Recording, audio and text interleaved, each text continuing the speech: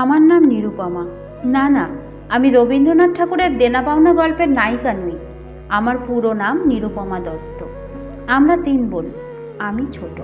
আমার আর রাহুল মানে আমার প্রেমিকের সঙ্গে সম্পর্ক দীর্ঘ 12 বছরের। স্কুল লাইফ থেকে আমাদের প্রেম। রাহুল পড়াশোনায় খুবই মেধাবী, সায়েন্সের স্টুডেন্ট। আমি অবশ্য আর্টসের স্টুডেন্ট।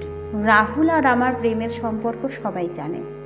সবাই আমাদের রোমিও জুলিয়েটের জুড়ি বলতো। রাহুল আমাকে খুব ভালোবাসতো, যত্ন করত, সব কিছুর খেয়াল রাখত। রাহুল বাইরে পড়াশোনা করতে যায়। বাইরে পড়াশোনা করতে গেলেও আমাদের ভালোবাসা কমেনি। কথায় আছে, চোখের আড়াল হলে মনের আড়াল হয়। আমাদের ক্ষেত্রে সেটা হয়নি। বাইরে থাকলেও আমার প্রতি রাহুলের ভালোবাসা গভীর থেকে গভীরতর হয়। নিয়মিত ফোন করে রাহুল খবর নিত, আমি খেয়েছি কিনা, পড়াশোনা করছি কিনা, আমি ঘুমোচ্ছি কিনা, সব কিছু খবর সে নিত। আমিও খুব রাহুলের যত্ন করতাম। ফোন করে ঘুম থেকে তুলে দিতাম। জানেন, পড়াশোনা করতে বসলে রাহুলের কোনো দিকে খেয়াল থাকতো না। আমি ফোন করে খেতে বললাম, স্নান করতে বলতাম, নিয়মিত ভিডিও কলে কথা বলতাম। রাহুল যখন ছুটিতে বাড়ি আসতো, আমরা দেখা করতাম। রাহুলের হাত ধরে গোটা শহর ঘুরে বেড়াতাম। কত সেলফি ফটো তুলেছি তার ঠিক নেই। সেই ফটোগুলো ফেসবুক, ইনস্টাগ্রাম, হোয়াটসঅ্যাপে স্ট্যাটাসে দিতাম। ফেসবুকে আমাদের রিলেশনশিপ স্ট্যাটাস দেওয়া ছিল। আমরা হানিমুনে কোথায় যাব, ছেলে মেয়ে হলে কি নাম দেব, সব ঠিক করা ছিল। আমি যেহেতু বাড়ির ছোট ছিলাম, আমার বিয়ে নিয়ে মা বাবার কোনো মাথা ব্যথা ছিল না। তাছাড়া আমার আর রাহুলের সম্পর্কের কথা 2 বাড়িতেই জানতো। রাহুলের মা বাবা আমাকে খুব পছন্দ করত। আমার 2 দিদি বিবাহিত। 2 দিদি বিয়ের সময় দেখেছি বাবা কত কষ্ট করে টাকা জোগাড় করেছেন। আমরা 3 বোন সুন্দরী, অতএব পাত্রপক্ষের অপছন্দ করার কোনো প্রশ্নই ওঠে না। কিন্তু বিয়ের দিন যখন ঠিক করতে যেত, তখন বিয়ে ভেঙে যেত। কারণ একটাই, পণ প্রথা। যদিও আগেকার মতো গোলটেবিল বৈঠকের মতো বসে দর কষাকষি হয় না, পাত্রপক্ষরা একটা নতুন কৌশল শুরু করেছে। পাত্রপক্ষরা বলে, আমাদের কোনো দাবি নেই, আপনারা আপনাদের মেয়েকে সাজিয়ে দেবেন আর আপনার মেয়ের রুমটাকে সাজিয়ে দেবেন। যা দেবেন তো সব আপনার মেয়েরই থাকবে, মানে ঘুরিয়ে নাক দেখানো। আমার বাবা সামান্য প্রাইভেট কোম্পানিতে চাকরি করতেন। অনেক কষ্ট করে লোন নিয়ে জমি জমা বিক্রি করে আমার 2 দিদির বিয়ে দেয়। বিয়ে দিয়েও মা বাবার শান্তি নেই। আজ এই চাই, কাল ওই চাই। দিদিদের শ্বশুরবাড়ির চাহিদা। দিদির শ্বশুরবাড়ির চাহিদা মেটাতে মেটাতে বাবা মা খুবই ক্লান্ত। এরপরও দিদিরা সুখী হয়নি। সেদিকে আমি খুব লাকি। মা বাবা কষ্টের কথা রাহুলকে বলতাম। রাহুল আমাকে বলতো, পড়াশোনা করে নিজের পায়ে দাঁড়াও, মা বাবাকে কোনোদিন কষ্ট দেবে না। আমরা দুজনে মিলে মা বাবার কষ্ট নিবারণ করব। রাহুলের কথাগুলো শুনে আমি খুব শান্তি পেতাম, খুব ভরসা করতাম রাহুলকে। দিদিরা বলতো, তুই খুব লাকি রে, রাহুলের মতো মানুষ পেয়েছিস। রাহুল আজ প্রতিষ্ঠিত, একজন সরকারি দপ্তরে বড় অফিসার, মোটা রকম মাইনে পায়। আমিও বিএড করেছি, সরকারি চাকরি পাবার জন্য চেষ্টা করছি। 2 বাড়ি যেহেতু আমাদের সম্পর্কটা জানতো, তাই আর দেরি না করে আমার বিয়ের দিন ঠিক করতে যায় আমার মা বাবা রাহুলদের বাড়িতে। দীর্ঘ 12 বছর প্রতীক্ষার পর আমরা এক হব। আমি খুব উৎসাহ নিয়ে বসে আছি সুখবর পাওয়ার জন্য। মাঝে মাঝে রাহুলকে ফোন করে খবর দিচ্ছি ওই বাড়িতে কি হচ্ছে। বারবার ফোন করছি বলে রাহুল রেগে যাচ্ছে। অবশেষে মা বাবা বাড়ি ফিরে এলো, কিন্তু এ কি, মা বাবা মাথা নিচু করে বাড়ি ঢুকছে কেন? আমি জিজ্ঞাসা করলাম, কি হয়েছে? মা বাবা বলল, ওরা অনেক কিছু চেয়েছে রে, আমাদের যে সামর্থ্যের বাইরে। তবে তুই চিন্তা করিস না, আমাদের শেষ সম্বলে বাড়িটা, এই বাড়িটা বিক্রি করে তোর বিয়ে দেব।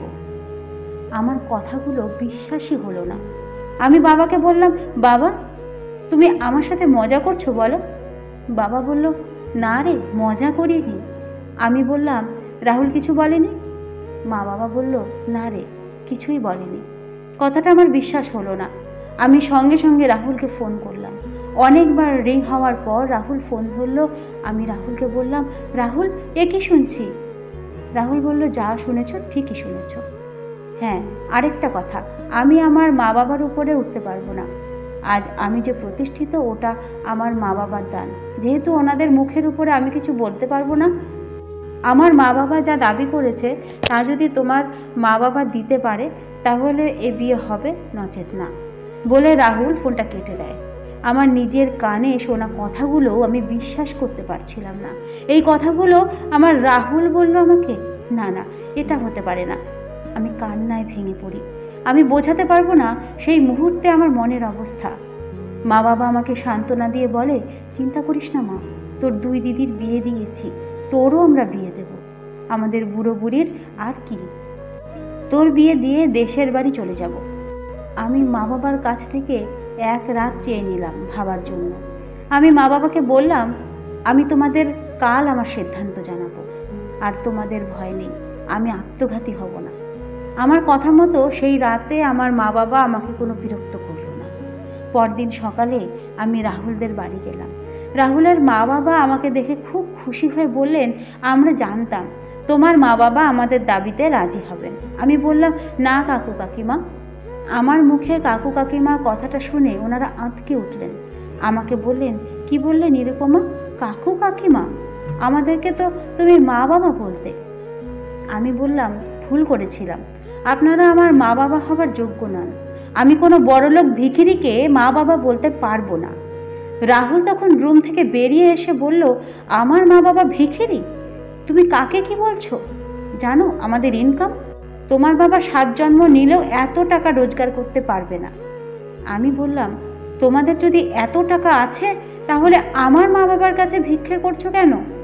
হ্যাঁ, আরেকটা কথা, তোমার মতো মেরুদণ্ডহীন কাপুরুষকে আমি কোনো দিন বিয়ে করব না।